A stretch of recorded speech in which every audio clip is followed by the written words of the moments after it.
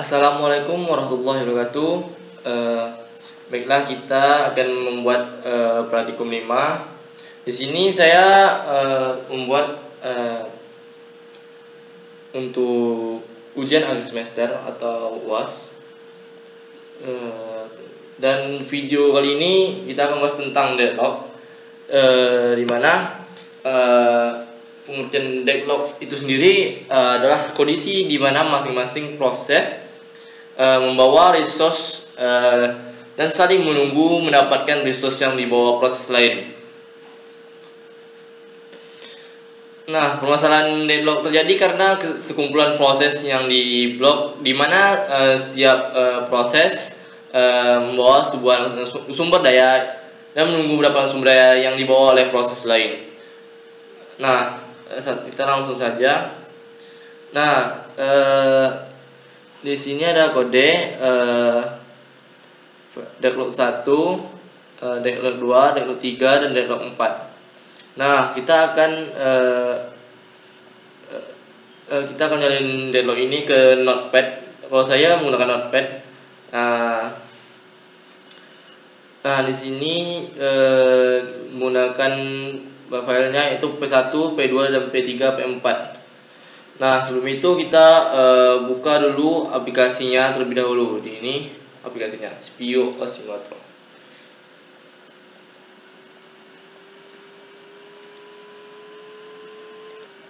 Oke, baiklah. Di sini aplikasinya sudah saya buka. Nah, pertama selanjutnya kita ke compiler. Nah, kemudian ini kita naikin dikit. Sebentar, kita kecilin terlebih dahulu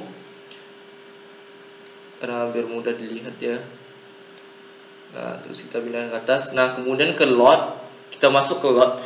Nah, di sini sudah ada file yang saya buat. Di sini saya buatnya di sini kita perbesar view-nya. Nah, di sini ada P1, P2, P3, P4. Nah, di sini ada P1. Di sini kita akan menyalin semuanya. Selanjutnya di sini kita akan menyalin semuanya. Kemudian P2 udah karena kita menggunakannya secara bersamaan. P3 kemudian terakhir P4. Nah, habis itu kita compile.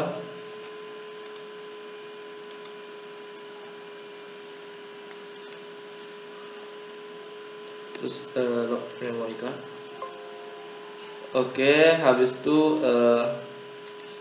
di sini kita lanjutkan ke P2-nya dan sampai ke P4-nya. P1 sampai P4 itu kita akan load memory kan ini sampai sudah. Kemudian P3-nya kita compile. Oke. Kemudian P4-nya yang terakhir.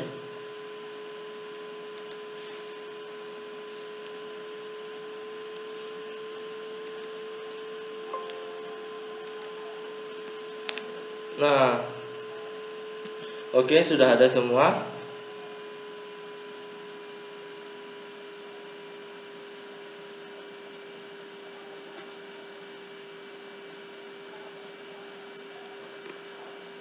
Nah, sini sudah ada di program listnya itu ada muncul P1, P2, P3, dan P4. Nah, sudah, langsung aja kita ke OS. Baik, kita kecilin terlebih dahulu sedikit.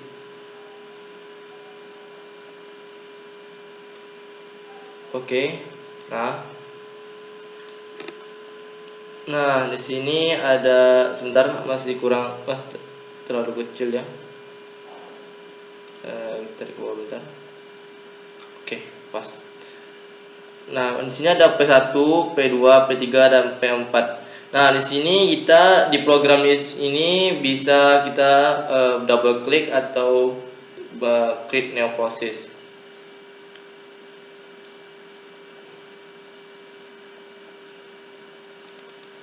Kita klik sampai prosesnya ada di sini. Kemudian P2, kemudian P3, kemudian P4. Nah, semua sudah ada. Nah, di sini kita ke round robin. Kemudian sini kita atur 10. Kemudian di sini kita kecepatannya kita fastkan aja, pencepat. Kemudian bakal ke view kita. Kemudian kita start aja. Terus kita ke view, kita view resource. Nah, di sini jelas kita lihat di allocation resource of process ID ini, dimana kita dapat melihat deadlock. Nah, di sini ada nah, jika dia warna hijau dia available. Nah, jika warna kuning dia allocated only, dan nah ketika dia warna merah berarti dia deadlock atau allocated requested. Nah, di sini terjadi warna merah atau terjadi deadlock. Nah, di sini kita bisa merelease salah satu deadlock ya untuk menjalankannya lagi. Nah, di sini ada R1, R2, R3 dan R4. Nah, di sini kita release-nya di S1 supaya proses ini berjalan lagi. Nah, kita release. Nah, di sini sudah mulai lagi sebuah prosesnya lagi. Kita tunggu saja sampai prosesnya selesai. Nah, di sini ada langkah pencegahan. Langkah pencegahan ini ada 3: disallow hold and wait, disallow circular wait, dan user total ordering. Nah, ya, di sini ada recover. Di mana nah itu ada 2, yaitu salah satu dari keduanya ini tidak berfungsi untuk tidak berfungsi, terjadinya deadlock, pencegahan deadlock. Nah, di sini udah hijau semua. Nah, apabila sudah tidak terjadi deadlock atau udah hijau semua seperti ini, maka kita akan mencoba yang ini, di salah satu ini, di pencegahan ini kita checklist aja yang disallow hold and wait. Nah, setelah itu di sini kita close, kita buat lagi prosesnya, kita klik seperti tadi. Nah, sudah.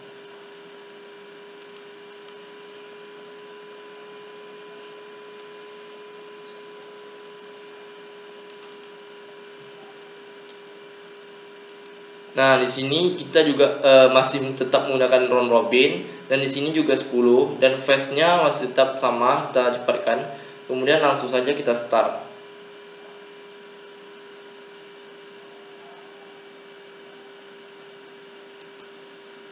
Seperti tadi. Nah, kita lihat.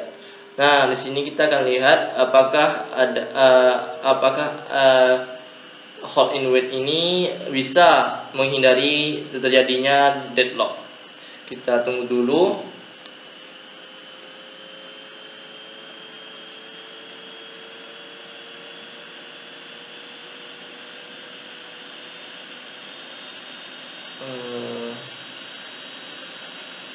Posisi yang sudah jalan.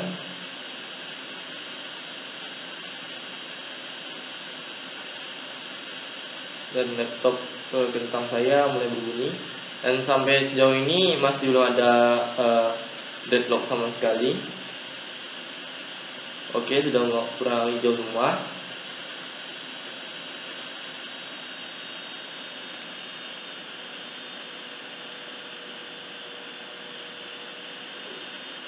Nah, proses prosesnya sudah berhenti. Jadi bentar, di sini tidak terjadi deadlock ya.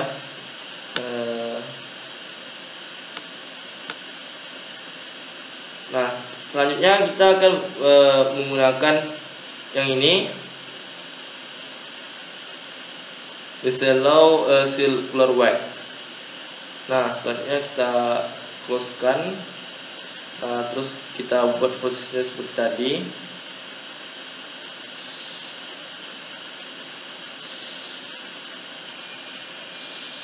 Nah, langsung aja kita start.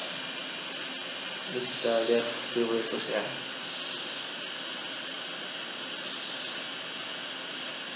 Nah, di saat disallow circular ini ternyata tidak mencegah terjadinya deadlock. Nanti di sini disallow ini tidak dapat mencegah ya. Terpaksa kita release ini. Kita tunggu apakah masih terjadi deadlock atau tidak.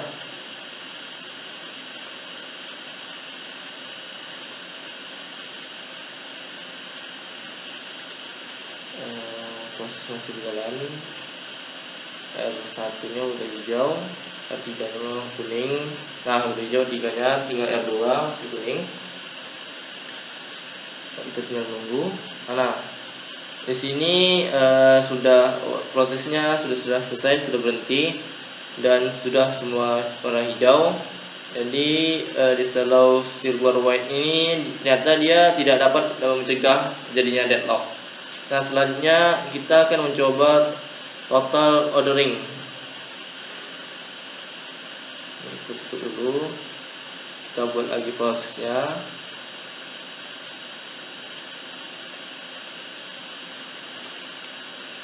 Nah, kita start.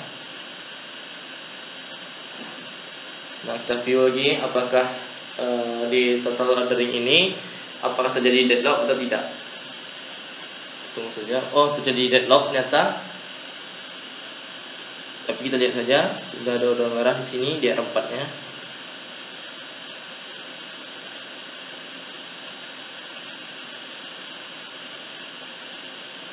Dan proses ini masih berjalan.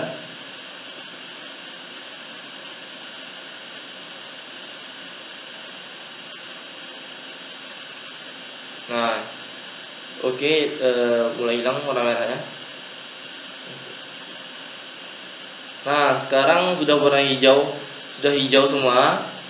Jadi dengan total ordering ini ternyata tidak mengalami deadlock. Nah, selanjutnya kita akan mencoba di recover. Nah, kita tulis di output process, kita pause dulu. Nah, di sini kita buat lagi prosesnya sama seperti tadi.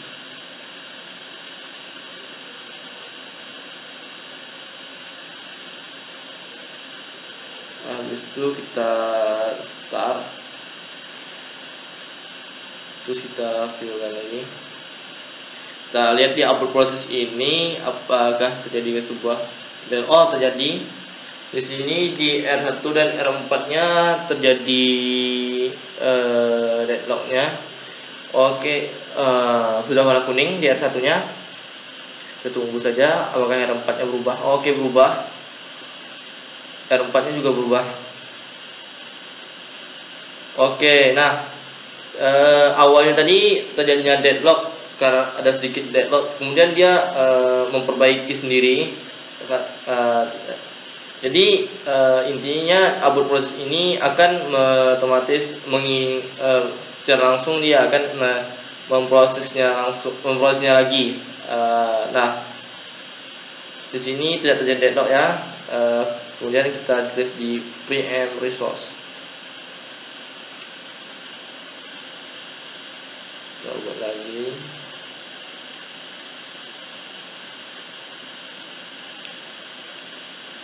Nah, kita start view. Apakah dengan PM resource ini terjadi deadlock? Kita lihat aja. Nah, di sini deadlock terjadi.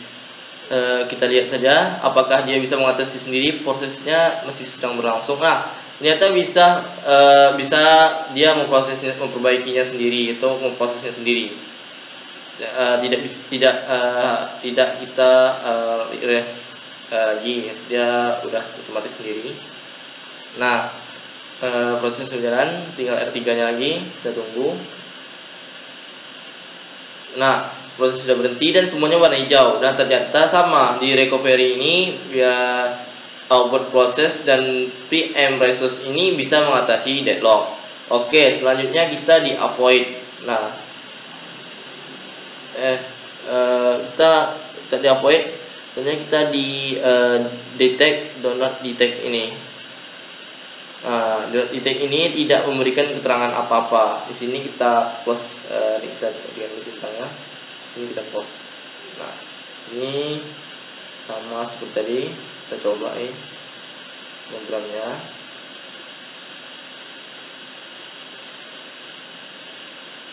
Kita start. Nah, kita lihat di sini. Di sini apakah terjadi deadlock? Nah, di sini terjadi deadlock. Nah, di sini sudah terjadi deadlock karena R1, R2, R3, R4 warna merah dan prosesnya pun berhenti. Tetapi di sini tidak ada tanda warning deadlock di sini. Nah, karena terjadinya ini karena tanpa keterangan. Nah, di sini kita bisa melepaskan semuanya dengan release all. Nah, di sini sudah berjalan lagi dan warna hijau dan program pun sedang berjalan. Jadi kita tunggu dulu proses yang berjalan.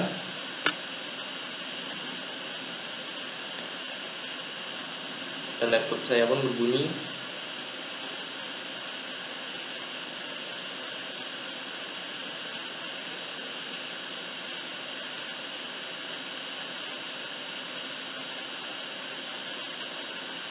Oke, programnya masih berjalan.